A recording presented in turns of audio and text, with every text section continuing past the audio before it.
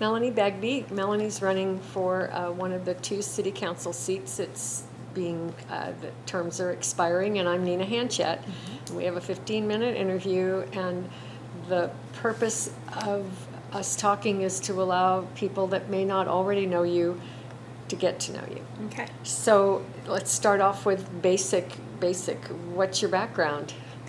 Well, I was born and raised here in Sonoma County, and met my husband when we were both in school in Southern California, and we worked in the Bay Area for several years. But when we decided that we were ready to buy a house, we looked around, and Cloverdale is about the size of the town that he grew up in Nebraska, and so this Wow. was really attractive.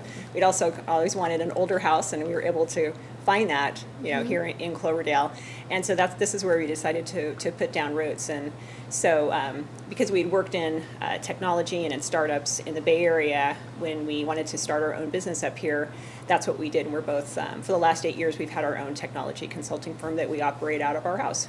Nice. How did you, when you said you were born and raised in Sonoma County, did you, was it Cloverdale? No, it was just north of Santa Rosa, Okay. and what's now Larkfield Wickiup, which Right. has changed quite a bit from when I grew up there. Yeah, Yeah. it was kind of like growing up in the country, but now it's pretty urbanized. Yeah, it's a suburb. Yeah, So when did you move to Cloverdale? Did you say? 16 years ago. Oh, okay. And you started your business here 8 years ago? Yes. Oh, okay. 2000? Well, we moved here in 2000, and I think we started the business in 2008. Oh, okay. A lot of changes in that time. A lot of friends made and that kind of thing too, I bet. So why are you seeking a seat on the city council?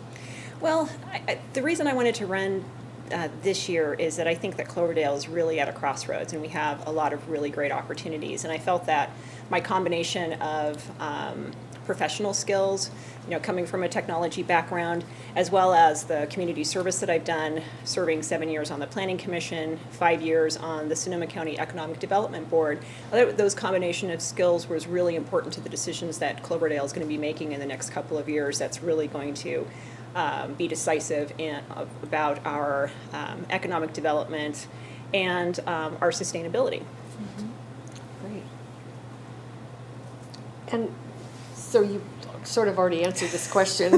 What other than that, what makes you a good candidate for the job?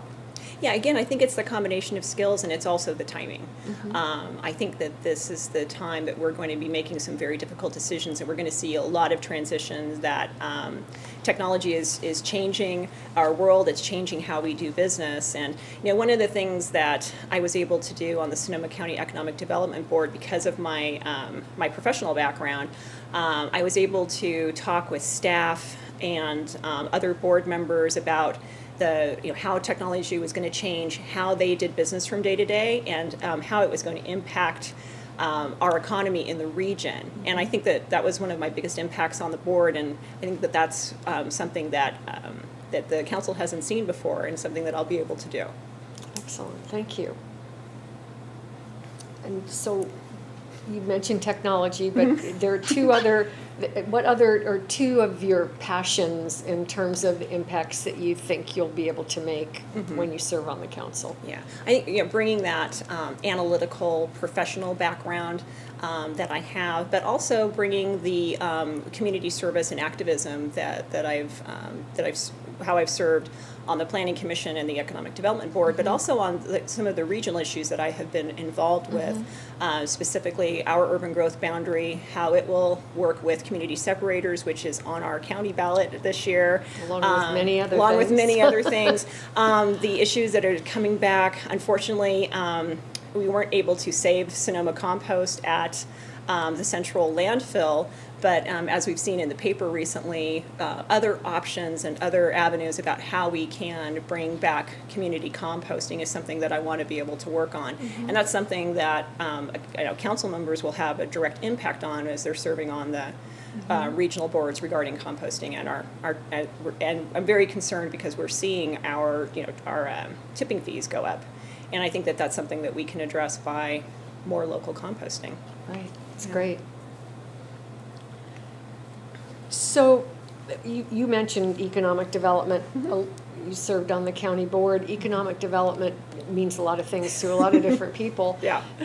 And so what does it mean specifically in relation to Cloverdale's economy? Sure. I think, well, economic development traditionally has meant, transitioning from one type of an economy to another, like, for instance, transitioning from agricultural to industrial, or improving the economic health of a particular region through implementing, various land use policies or economic policies. But I think where it's important for Cloverdale now is kind of what I mentioned before, is that this is our moment. And interestingly enough, we are transitioning from a post-industrial, we're becoming a knowledge-based economy. And the question is, how does a small town plan for that and remain viable in that kind of an economy? And I think that it's important that Cloverdale take a really close look at making sure that we adhere to smart development principles, that we really take a look at our built environment,